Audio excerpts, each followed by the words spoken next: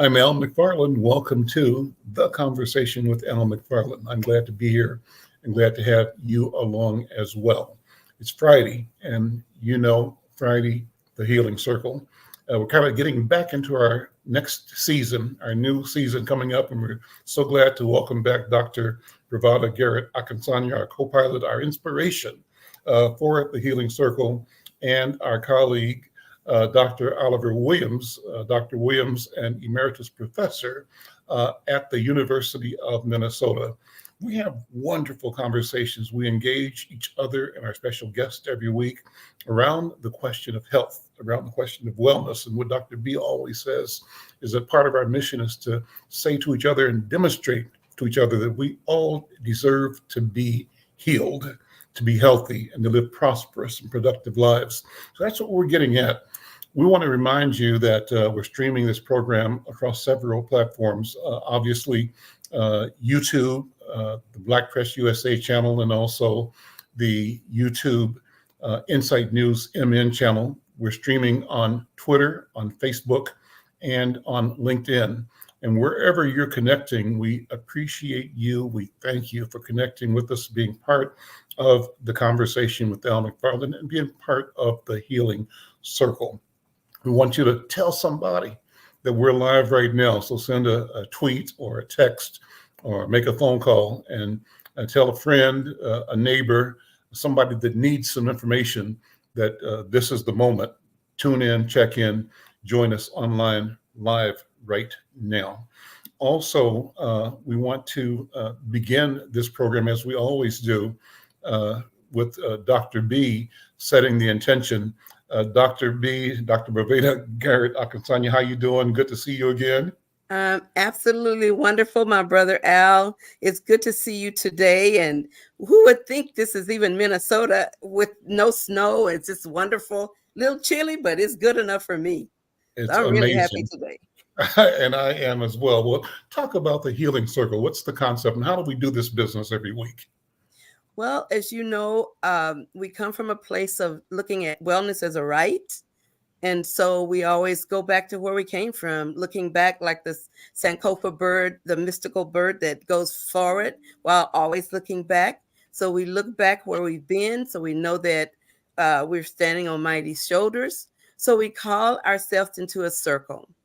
Now we're not physically in a circle, but this virtual circle that connects us on this planet as brothers and sisters. We start with that. And we start with the circle because it has no beginning and no end. And everyone in the circle has an equal access to the space of power, to have voice, which is the center of the circle. And we also do the circle in a way that honors the shoulders that we stand on. Like today, the land we live and breathe on, belonging mostly to the Lakota peoples who have cared for the world and understanding this idea of consubstantiation. That means all living things are connected. We're connected to each other and the earth and the sky, and all of us on this planet belong to each other. And we call on the spirit of our ancestors and our elders. We call on our elders because those are the shoulders we all stand on. And recognizing where we have come in as a dream realized for our elders. Then we honor our elders because they have had that distance. And we move on to honoring our ancestors. And we honor our ancestors because they're closest to the Creator. So, through that circle of healing and loving and honoring, we give each other space to have voice.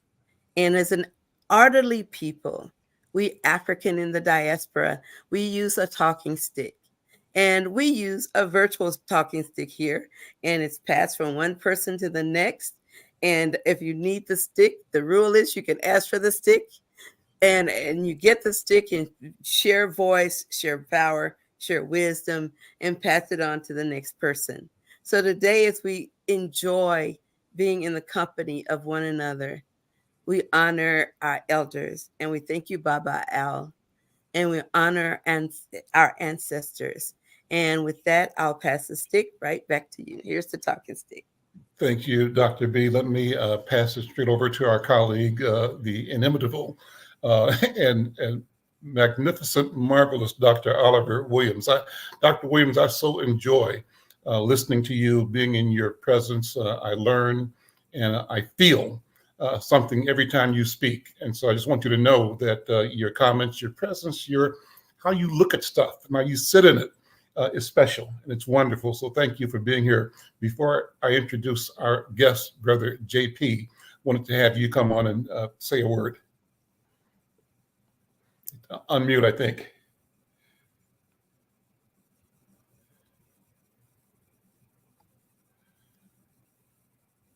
Let's try it again. One more time, unmute again. I see it looks muted now. Here you go. Yeah, I just wanted to say I'm glad to be here, glad to see Bravada, and glad to see you, brother Al, and interested in what the guest has to talk about, and it's a blessing to be here with you. Thank you. I'll take the talking stick back then and introduce my guest. So Brother JP Jeffrey Powell. I told him before the program I got a nephew in Mississippi named Jeffrey Powell. So I should have called him and say, Jeffrey, you going to be on my show today? I didn't do it. But that means I feel connected to Brother JP already, because it's almost like a family thing. Well, JP has an extensive history of experiencing homelessness and addiction. His story is one of redemption and hope. His strong faith in God helped to catapult him out of this dire situation and into a thriving condition where he is the founder and CEO of the Minnesota Hope Dealerz Recovery Community Organization, where he became a drug and alcohol counselor, and where he remains an inspiration to those in recovery all over the world. So JP came straight from the mean streets on the west side of Chicago, and he's seen the worst of the worst, and he lives to tell the story. He recovered from the street life, which included experiencing drug addiction, violence, drug dealing, homelessness, and many other challenges, and he immersed himself into recovery and went back to school and became a drug and alcohol counselor. However, due to his record, which labeled him as a felon, he was unable to gain licensing in the field. So he worked alongside fellow recovery advocates and legislative officials to personally testify about his miraculous change. And ultimately, the state of Minnesota reversed the decision. This allowed him to complete his internship and graduate from Minneapolis College with an Associates of Science degree in addictions counseling. Despite the difficulties and the obstacles of going back to school and working towards maintaining his own personal long-term recovery, he graduated with honors as the Honors Society president. In 2020, he started his nonprofit, the Minnesota Hope Dealerz organization, which became the 9th recovery community organization in the state of Minnesota, the second one owned, by an African American. JP currently has maintained 4.5 years in his recovery. He's a leader, a recovery advocate, and well known within the recovery community from the work that he does. He's a member of the National Success and Leadership Society, Phi Theta Kappa alumni, the Association of Recovery in Higher Education, the National Association of Social Workers Board of Directors with Wellness in the Woods, the Minnesota Social Services Association, it's called MSSA. He's a servant leader and a part of the ministry of the ICCM Life Center, a number of other organizations with acronyms. I'm not going to read them. And he finally says, proudly, he is a child of God. He's passionate about making a difference in his community.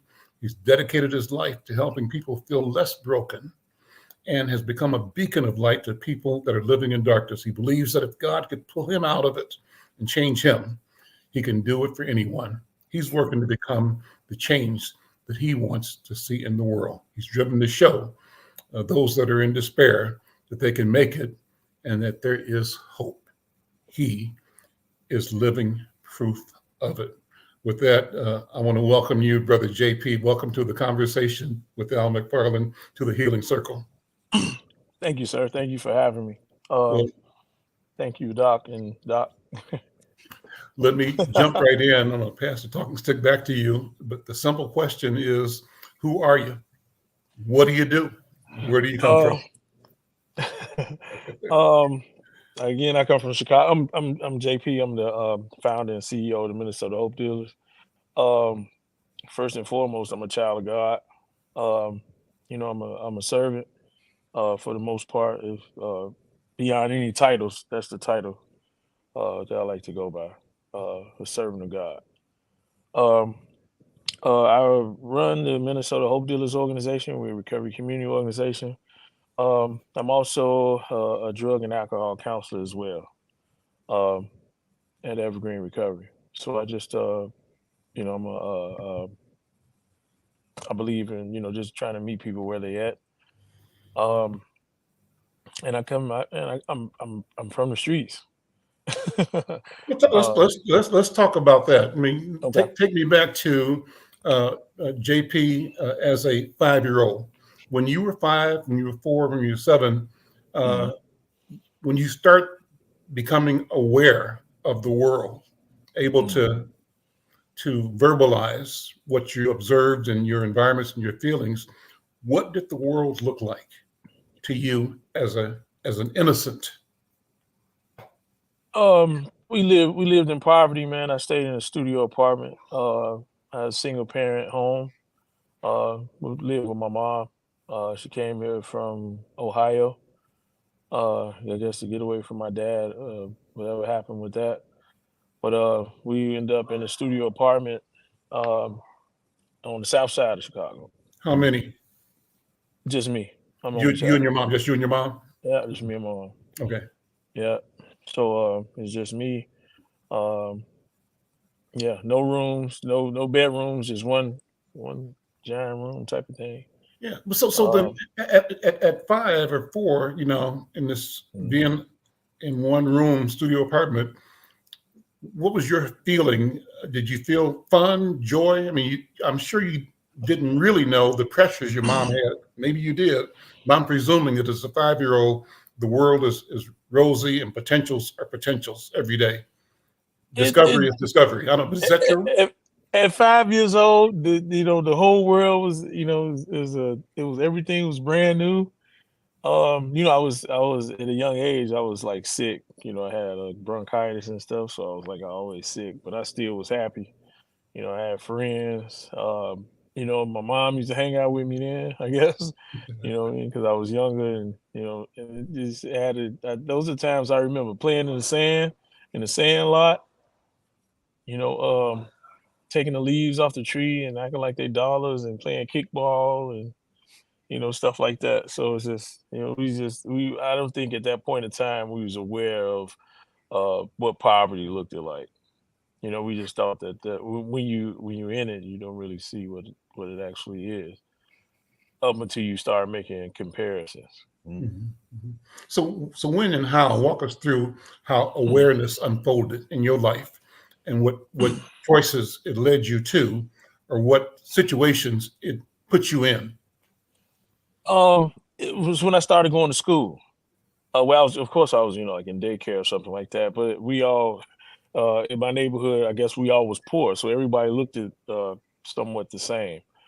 But when I started going to school and started mixing in with like different people from different areas of town, and then getting talked about my shoes and just the stuff that I had on, and what I mean. That's when like the awareness piece started coming. Hey, you probably get hand-me-downs from your brother. Well, I was like, it was not from my brother, but it was from my cousin. But just, and that's like where the awareness piece kicked in at for me. And when did your life start changing in ways that led you to the arena of horrors that you experienced growing up, that you're coming out of and talking about, testifying about today? I like the way you put that. But it was when it's when my mom started working. She was working like a lot of hours. So I ended up being, I stayed upstairs with my auntie them and stuff like that up until I got of age. And when I got of age, I became like a key latch kid. Uh, so it's like, my mom was working. I was playing, I was trying to get involved in sports. I was kind of sheltered, the sheltered life. So everybody was able to go places. I wasn't. So I kind of like learned how to take care of myself and stuff like that. So, it's just, um, but like I never really got the chance to go nowhere. If I did, I had to be when the street lights was on, and I was kind of sheltered, so to speak.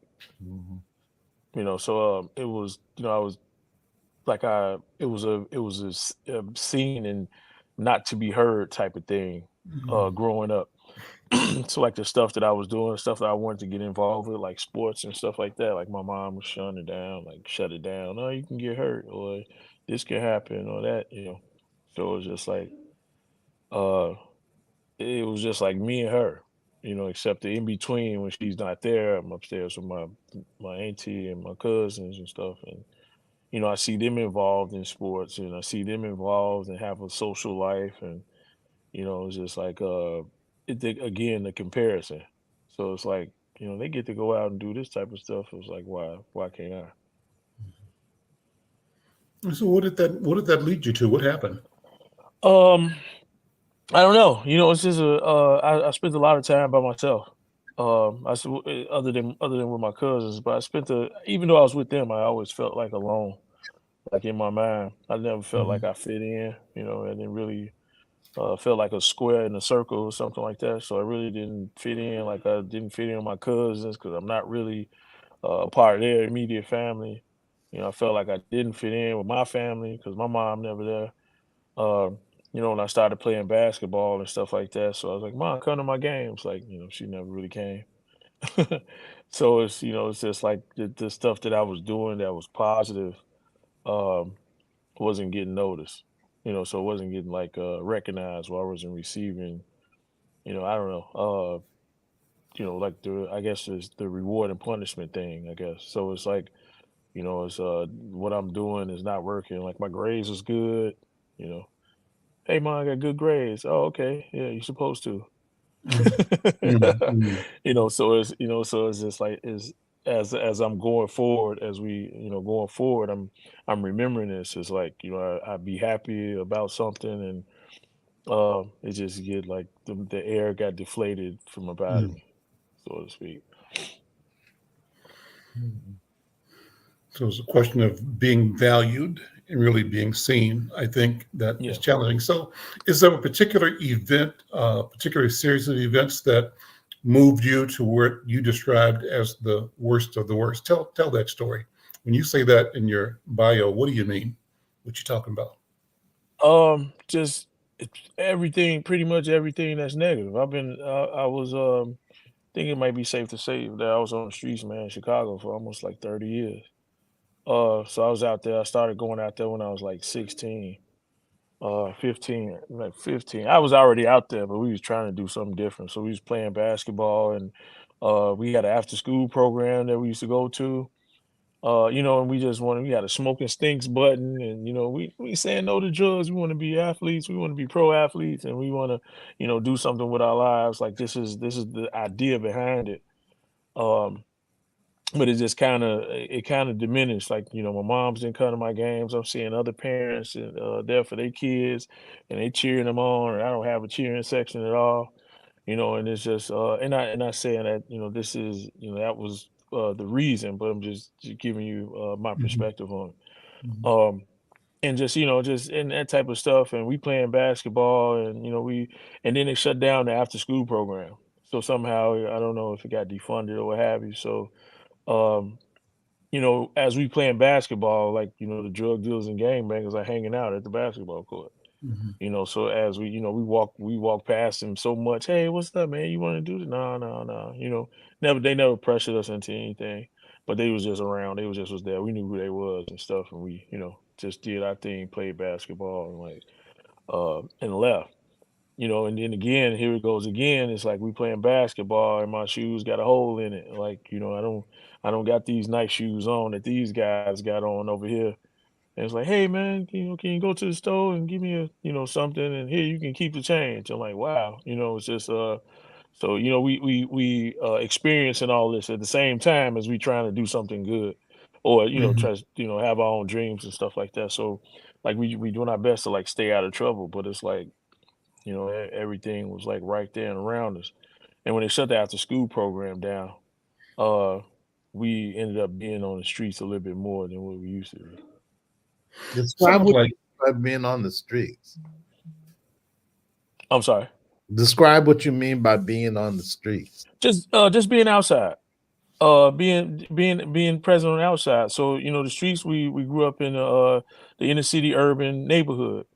So, you know, everything's around each other, people standing on blocks, you know, people standing on blocks, people riding past in cars, people hanging out on their front porches. You know, you got the little girls out there playing double dutch, you know what I'm saying? You got some guys shooting dice, you got some guys out there they drinking on the corner. You know, you got some guys out there selling weed and selling everything else on the corner. You know, just and you know, they pretty much was doing the same thing at the basketball court. Like every stop sign or red light had somebody out there. So this is what I mean by, you know, being on the streets. So like we actually out there in the midst of it, in the you know, in the middle of it. So we're not walking past or going, you know, we out there. So, Brother JP, let me just jump in. This is Dr. B, and I wanted to say thank you so much for bringing back the memory of that 5-year-old boy as he grew into the man that we see in front of us now. But it was something on the streets that grabbed you, and you were vulnerable to the streets from what you're describing. You know, was nobody really holding you accountable or being there to cheerlead for you or watch you. And so when you look back now Mhm. and you think about if you could talk to that little boy back then, what would you say to him today? That's funny that I did this exercise already. With my own stint in treatment, you know, I had to apologize to my inner child type of thing. You know, and just saying that, you know, a lot of stuff wasn't your fault. You know, it wasn't the way we grew up, you know, the environment that we was in, because I blamed it on a lot of people. You know, at one point in time when I was younger, and it's, you know, to be 100% transparent, like I even blame God, Yeah, of you know, course. about the environment that you know, that we was in. Like, hey God, if you love me, you know, why am I being, you know, why am I here? You know, when there's other people in different other places that's living better and have more opportunities. Instead I go outside my door and see people get shot, you know what I'm saying, and just everything. So you know, I would let them know that, you know, which I have done, like it wasn't your fault the way you grew up. You know, your mom did the best that she could, you know, with what she had, you know, and it wasn't her fault, because I found myself blaming society, a lot of people, and you know what I'm saying, and granted, a lot of stuff possibly is to blame, but you know, you know, it's just I just didn't know, you know, so I tell them like, hey, you just didn't know, you know, it's and this is something I had to do myself in order for me to move throughout my life. Like I just had to forgive myself. You know, I forgive you for not knowing. I forgive you for not knowing what to do when all this peer pressure and a lot of stuff is this negativity is around you. Like, you know, you didn't know what to do, you know, at that point in time. So when I got involved and when I did know I was doing, it was kind of late. It was kind of late for it, because you know, I got deeply involved. So it gradually happens, you know, and I tell my younger self that, like, you know, you didn't deserve this. You know, you didn't deserve it, and you're right. Life wasn't fair for you, but you know, you got some power in you. You know, it's some. Hmm. You know, it's always something about you. Uh, you know, and we strong. That I'm is very feeling, I'm feeling, brother. First of all, thank you again for what you do. Thank you for being here. Thank you for sharing. Mm. And I'm just going to react to what I'm feeling and hearing you talk. And I'm hearing part of your story is not casting a negative, what's the right word? You describing the community, but you're not blaming the community. Mhm. And so what you said was that nobody of all them cats on the corner was standing there with a gun at your head saying, I'm going to make you a something or another, right? To Right. force you into a situation. But on the other hand, what you said was that cats, you and your colleagues, your boys was, playing basketball, and then cats be standing around doing what they do. And somebody say, hey, young blood, go get me some pop at the store. Here's $5. Pop gonna cost $3. You keep Right. 2. Mhm. You 12 Right. years old. You say, yeah. Right. And I And probably so, was thirsty too. Hey, get you something to drink. And I'm like, okay. Right. so the system in the neighborhood sets up that you start getting some choices to make. And some Mhm. of those choices might put you in company and in direction and in situations that are going to be negative for you and others. But nobody is forcing you to do it. Nobody forced in all actuality, sir, they actually encouraged what we was trying to do. You know what I mean? At one point in time, they encouraged us. That's when Like you they was didn't, trying to they do not smoking we and was not, trying, yeah, right. yeah. Yeah, they're like, hey man, don't be out here, man. Don't be out here with us. Don't, you know what I'm saying? Go ahead and Mhm. y'all get y'all, go make it out the hood and do what you do and stuff like that. Like so technically we kind of got encouraged. Nobody ever putting out like, hey man, you need to do this or hey, you Mhm. should do this. No, it was never that. Hey, they pretty much was like, don't be like us. Yeah. Don't be like us. You guys are better than us and stuff like this. There's a lot of people don't understand Mhm. about the hood. Like, people feel like, that other people forced them into something. The only reason why we started getting involved with them is because we realized that we was broke and we wanted to, Mhm. we realized that playing basketball going to take a little longer than what we're trying to do. And we want to, they've been so cool with us. Like, hey man, we want to be a part of y'all. Mhm. Since y'all encouraging us, and they like, Mhm. no, man, no. And till you got to a point to where it's just like, oh, okay, well, you keep asking me, you know. Yeah, and yeah. Does that create sort of an alternative feeling of family? You end up creating relationships that seem real, seem true in a way that's different, even ones that you couldn't really experience with your mom or your cousins or your auntie and them. That's exactly what that was. You know what I mean? That's exactly because that's the reason why, like, I started leaving. I pretty much, as we like to call it, left off the porch to seek that out, to seek that, to seek that family, to seek, because everybody, hey, what's up? How you doing, man? Everybody's pretty cool. And come hang with us, come kick it with us or whatever. Our basketball people, because what happened was that, it was like one person who we used to play basketball with went over, and started doing some stuff, and we seen him and his clothes and his shoes, and what I'm saying, and I think about it, it's like, oh man, that was nice, man. How you get that? And he told us. Mhm. So we wanted to have that, and it's Mhm. just because we was like we was the have-nots. So it was like more in tune to like having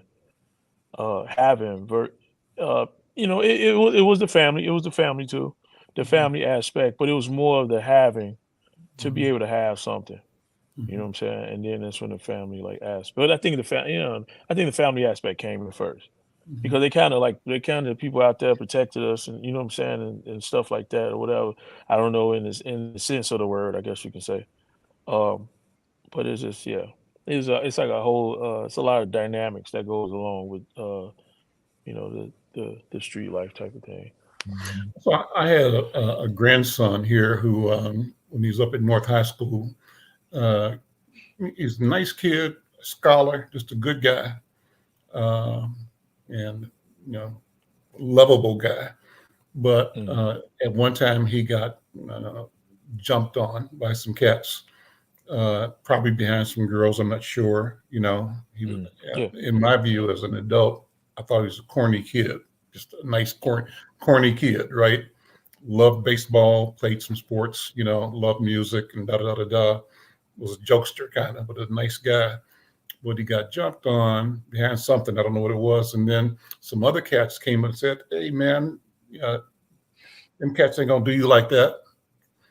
And just that alone opened the window, right, for him to have some people that he might not have gone to ask for help. They were there and they offered help at the moment. And that, in my view, in retrospect, was kind of the door opening to a community or a family of friends, right? And that tested each other by saying, if something happened to you, I'm gonna be with you, right? So that's that protection you was talking about, I think. Yeah. So anyway, I don't know if that rings familiar with you or not, Yeah, it rings with me. Yeah. And so the question is, at what point, and you said this a little bit, did you discover that where I have gotten is not really where I wanted to go or where I should go? And at what point did you start what you might describe as your journey to recovery?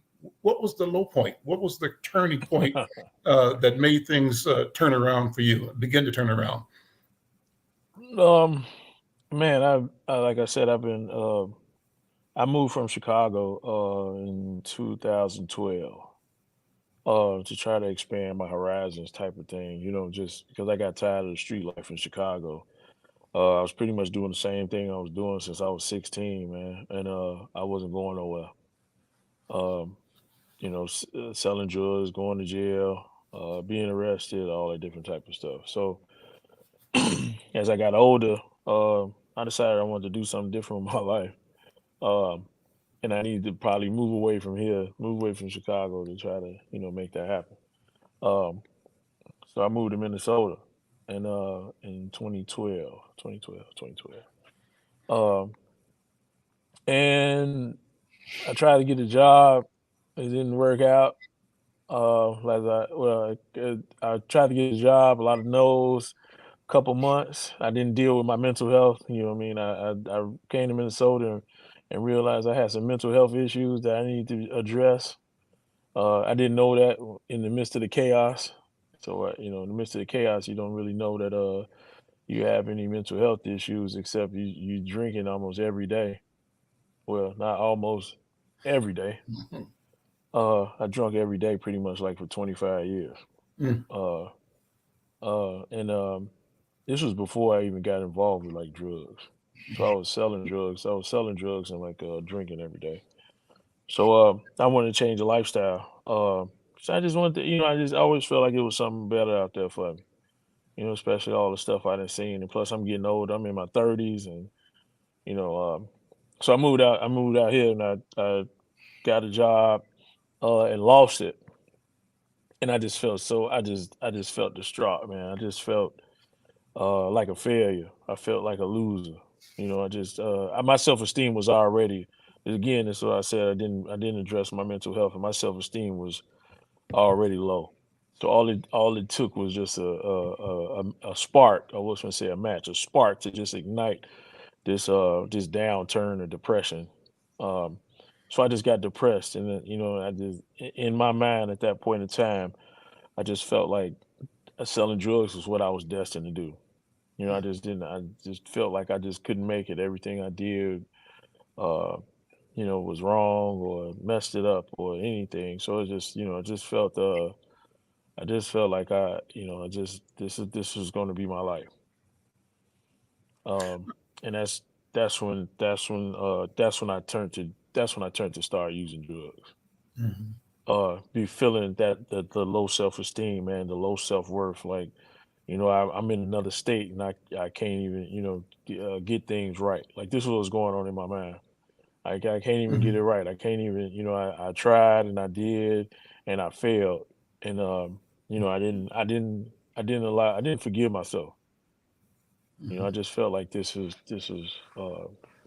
was just destined just to sell drugs and just be a nobody or whatever the case may be.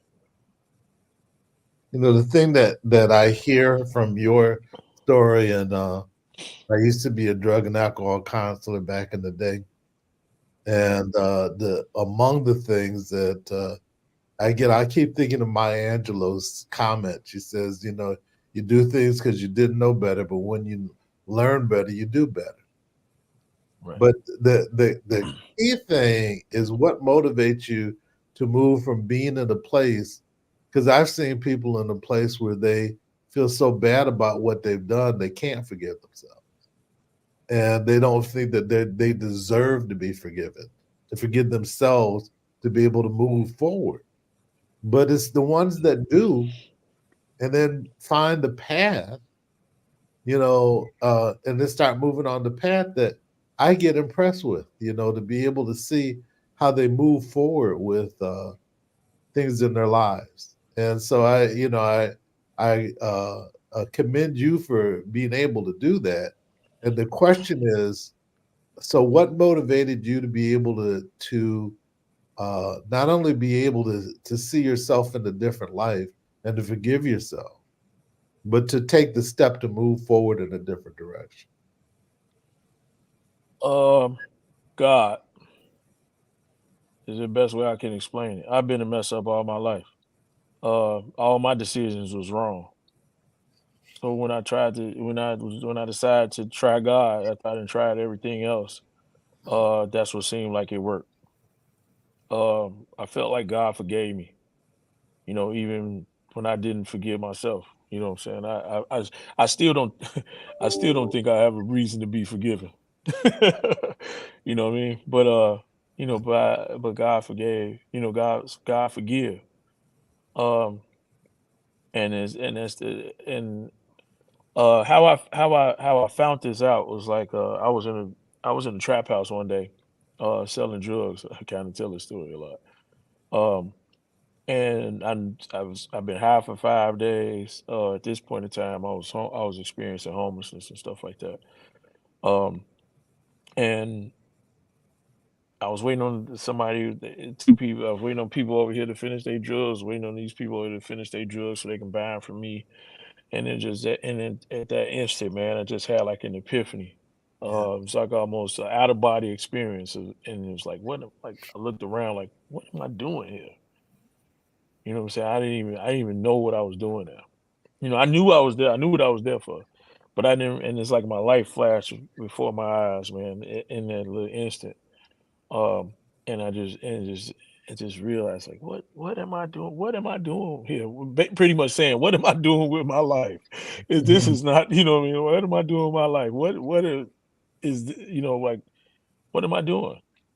And that was the moment where I decided to, and that's pretty much like what I like to call is God calling me. Mhm. You know, the God called a lot of people, but like a lot of people don't answer the call. Um, and that's when I felt that God called me because I've been doing this for a long time. In that moment, at that point in time, after me being high for all that amount and what I was doing, and for that to happen, uh, was a supernatural thing. And that's when I like pretty much like got up, man. And I went to I checked myself into a shelter. I wasn't trying to check myself into a shelter because I was selling drugs and using them, so I didn't want to be in no shelter. So I went and checked myself into a shelter and called my probation officer and just like told him I was using and I needed some help. Hmm. So I didn't care about the consequences either. This I know it was God too, Mm. because there's a chance that he was already last week telling me he's gonna take me to jail, Mhm. take me back to jail. So because I was sleeping in front of on his desk. But I didn't care about the consequences because I felt like if I wanted to do this, then I can do it in jail or whatever the case may be. I was willing to accept uh, the consequence behind it, and it didn't happen like they said. I'm glad you told me. Let's get some help. So that's when I checked into treatment a couple weeks later after that. But I stayed in the shelter up until that happened. You know, Yeah. your story is actually one about courage. And one of the things I learned about courage is that people who are courageous, they do things even though they are afraid. They do things even though they can't be sure that what they haven't. They just put one foot above the other and they brace their heart and they take that risk on themselves. And it sounds like to me that phenomenal spiritual reckoning of you hearing God, not just him telling you. I love what you said. A lot of folks get called, they don't answer. Of you being open to hearing God, left us with someone who has been there, knows what it's like, and sees a way on the other side. Now, see, right now, I'm just keep looking at your hope dealer. I said, now, wait a minute. What is this hope dealer? And so now when I'm hearing you, I can understand where it comes from, but I sure want you to say now how you move from that to, okay, I'm going to deal something, but it's going to be hope. So tell us about that, Right. brother. It was a lot. It was a lot in between. It was a lot in between that. It was a lot of it was a lot of training. It was a lot of learning and unlearning. Just like a whole total factory reset. And there's a whole download of new material, man. A lot of stuff I learned on the street. A lot of people taught me, was wrong. You know what I mean? So it's just like, God took me through this training and stuff, and just to work on myself. And I went to treatment. Uh, I read like behavior modification books and different stuff like that, and just started going to different type of things. Like it was a process. Because I was in the game, or what I'm saying, the streets for so long. Like it took me a couple of times in order for me like to actually get it right. And that brings me back to what you were saying, Doc, about being courageous. Like I didn't know what uh being sober was actually like. The only time I think I've probably been sober was when I was locked up or in jail or something like that. Um, so I've been to prison like three separate times. Um, but it was, just as far as like being outside and being like sober on my own, like I never knew what that looked like. I was always taught that it'd be lame, and it'd be this, and it all from where I'm from, it almost looked impossible. Mm-hmm. Out of hundreds of thousands of people that I knew, it was like only one or two people was actually sober, and that's probably because they had to, like health wise, So it was, it's like I just didn't know. I didn't know what that looked like for me in my life. And I'm glad that God instilled something in me to where I just didn't get so depressed like I did before when I messed up. I used to have depression that's so bad, like laying in bed like for months type of thing. Mm-hmm. Because of just me not being able to forgive myself. But again, God stepped in and just like, it just gave me that notion like to keep trying, keep trying.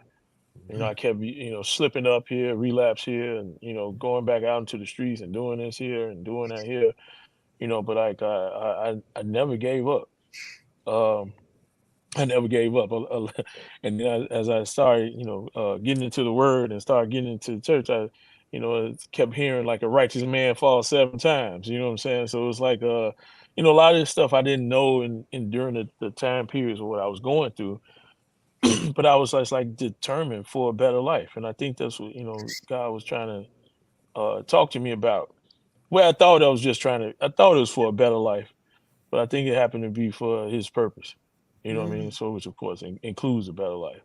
So it's, what I'm saying is, it's like God instilled in me, uh, how to look back into myself. A lot of people live externally, and caring about what other people think, and let other people or other stuff drive them, versus being inside of ourselves, like being attuned to how we feel, which is one thing I'm still working on. But just in tune with ourselves or in our bodies of how we respond or how we act, or even about us. Being about us. Like as soon as somebody be like, you trying to be sober? Oh, you crazy? I'm not. Give me that. It's just like we reacting to respond to exterior forces, or some stuff exterior, not within inside us. And then it got to the point was like, oh man, you stopped drinking. At first it'd be like, no, no, stop drinking. Yep, I sure did.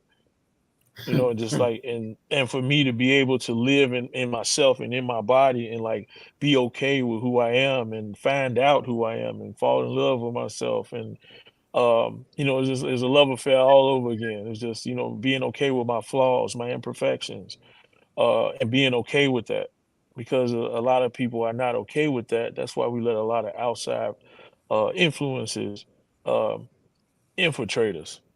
So it's once I learn to be okay with who I am and that I'm human and that I make mistakes and I'm not perfect. Radical acceptance. I was talking to my fiance about radical acceptance. Once I was able to radically accept a lot of stuff that was about me, a lot of stuff about me, radically say, hey, I'm human. I make mistakes. I'm not perfect. I am going to fail. You know, once I was able, it seemed like once I was able to accept that, and also to accept the ability to be vulnerable, is when I actually found strength. To keep going. Love that. Well, I you just, got a lot of wisdom, brother. Mm. I keep thinking about the phrase, a wise man falls 7 times, but he gets up 8. that's right. Mhm. And the thing that I think that how people will be drawn to you is your authenticity. Mhm. That's was it uh, uh, Saint Augustine? One of the things that I love about hearing this story is he kept telling everybody how he fell down. Mhm. Yeah, Mm. it's because that's just that was the story of my life. But these them last falls, is those last falls. I learned something behind those. Yeah, Mm. I wanted to be a better person, like, so bad. yeah, Like, every time I fail, I was like, okay, well, I know not to do that no more. It's just like, okay, okay, I don't, because me, I had this hustler mind state. I still kind of got a little bit, but I still had this hustle. I had this hustler mind state, to look over things or to do things differently in another different way, to where it's actually still doing the same thing, but it looks totally different. Mhm. You know what I mean? So it's like, it's just, and from what I found out, that uh, my skills is transferable. Mhm. Um, Hmm. these skills is transferable, and it turned out that it was called creativity. Um, Mm.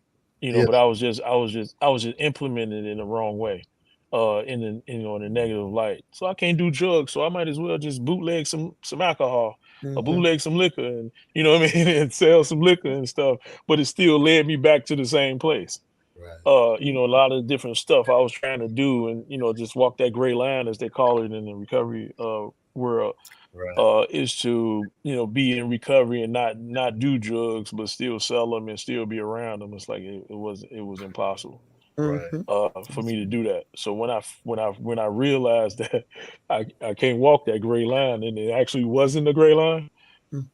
is when I actually dove in head first. Because I would have to make a decision. I had to make a choice. If I'm a seek out what I've been seeking out, or am I still going to, be a part of the street life, and still be out there? So the Um, thing I loved about hearing the story about Saint Augustine is that when he would, I think people were drawn to him because he talked about his imperfections, Mhm. and mhm, people could connect with him because they saw themselves in him, and so there was this sense of vulnerability with himself, but vulnerability is also authenticity. And because he was able to make himself, I think, vulnerable, people could see themselves, but then see that if he could do it, they could do Yeah. it.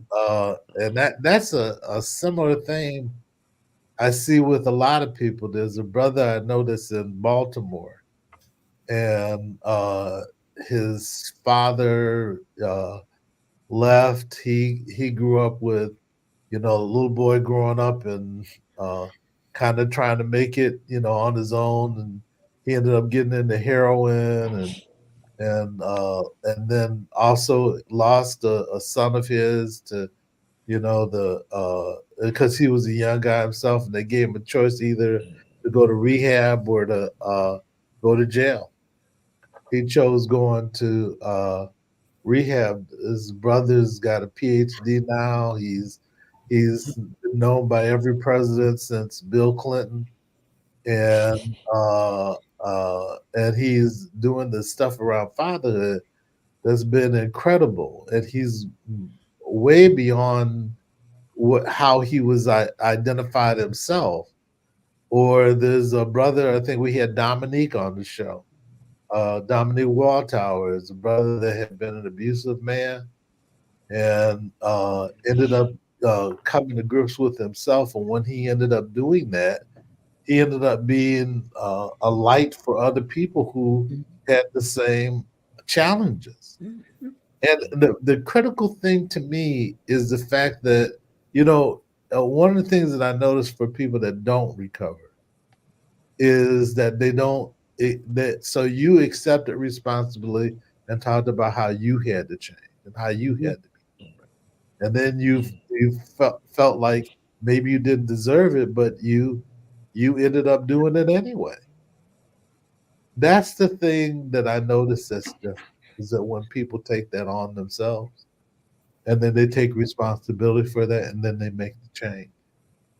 And then, so go ahead, provide it. No, I was just saying amen, because what I'm hearing in your story, Brother JP, is that the line you said is those skills were transferable.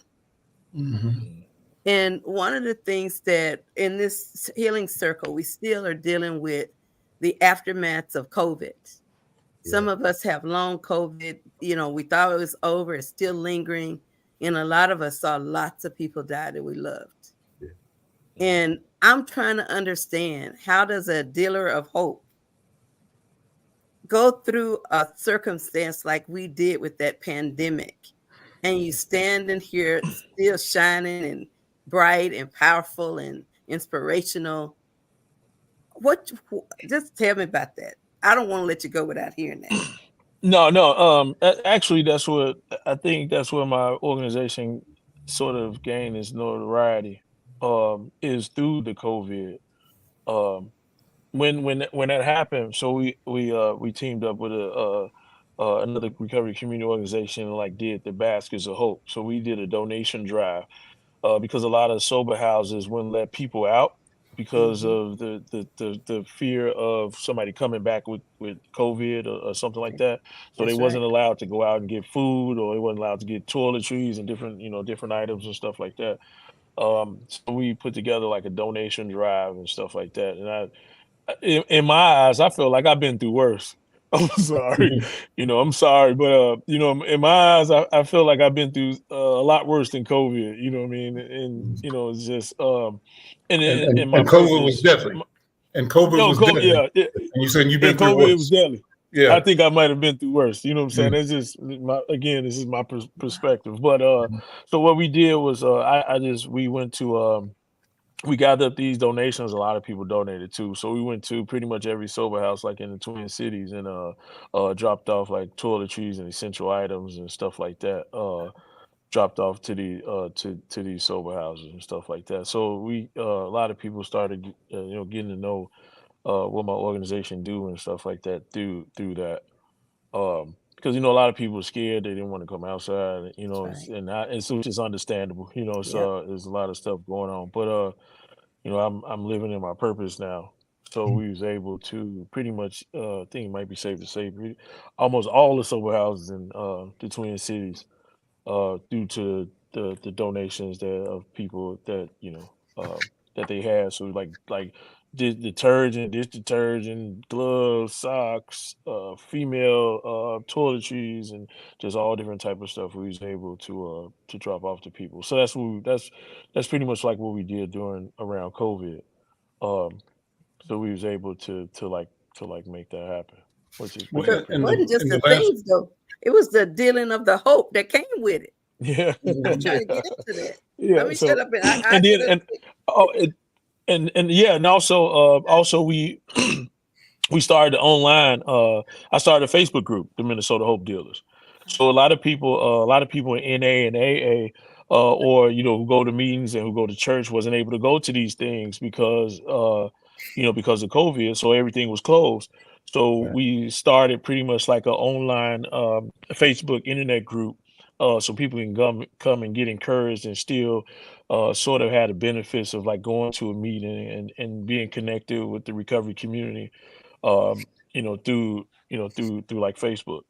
So that's how we got the notoriety, because everybody was able to come to different Facebook groups and get encouragement and stuff like that. Because a lot of people was going back out there using. The only thing was open during COVID was Walmart and the dope man Yeah. and the liquor stores. That was the only thing that was open. So we was able to make a sort of like a Facebook group and like a family called the Minnesota Hope Deal. So now it's like 4,000 people in our Facebook group that's connected across the United States, so to speak. It's in Minnesota, but we got a couple of people in there from all over. Yeah. So it was that was cool. This is again like the transfer of skills thing. And just give somebody encouraged, let them know they loved, and we like to do stuff in person. We have meetings, and but we weren't able to have that during COVID. So at least somebody had a place to stay or place to go if they wanted to process anything, or just express themselves, or just even be connected with people in recovery. In the last couple of minutes here, brother, I wanted to give you the chance to sort of do a commercial for Hope Dealers. So say briefly what y'all doing now, and in the process, how do you sustain your funding for the work that you do? And if you want to invite people to support by grants or donations or in kind, this is the time to do it, because we want you to be continue ing on your path of success and your path of being a servant leader. I'll say one last thing, and I'm going to turn it back over to you. And I'm picking this from the vibration from Dr. Oliver. I'm going to call you Saint JP. I'm picking up St. Augustine. Right. And if that was the case then, you are the case now. That's what I'm saying. Brother, go ahead. I appreciate that. So I'm just a servant, but it's what I'm doing now. So I have actually I have a recovery basketball league that we're doing. So it's a recovery basketball league that I put together to help people. Like I said before, I like playing basketball. So to help people get off the streets and a place where somebody can go, a sober event. So is pretty much based around, kids can come. As long, of course, not newborns unless somebody's going to be there with them. But we do this every Saturday at Colin Powell Center. We partnered up with Urban Ventures with this. So it's just an open gym for now for the first 3 months, and then after that, we're going to start building teams. So it's 300 to sponsor a team, or if anybody want to sponsor, we're looking for corporate sponsors as well, to help us out. It's growing, it's getting bigger, and we have like a meeting before for the guys, and just talk about whatever they're going through and stuff like that, and keep them encouraged and stuff. We'd already had a donation from Six Dimensions. They donated gym shoes to the guys. We had a donation of like Timberwolves tickets from Minnesota Young Adults in Recovery. So the guys are benefiting from this. So it's pretty cool. So I'm out there playing ball with them too, and trying to get in shape. So we start so the basketball league actually starts in May. So right now we have an open gym. It's free. Anybody can come out. And if anybody want to be corporate sponsors or want to help sponsor this, is within the Phillips community, they can contact me, JP, at minnesotahopedealers.org, or they can get the website, go through the website, www.minnesotahopedealers.org. Yes. We're out of time. But I want to thank you. Dr. B, final word. All I can say is thank you. Thank you, thank you, thank you for bringing your whole self to this process. I feel like the universe once again gave us a divine appointment, and you're right here at the right time, saying the right thing for the right reasons. Deal it on, brother. Deal that hope. That's all I got to say. Well, that's the mic drop. Thank you all. We'll see you next time. We'll bring you back again, brother. Thank you so much. Thank you so much, sir. Thank All you right. guys for having me. Thank you. Bye-bye.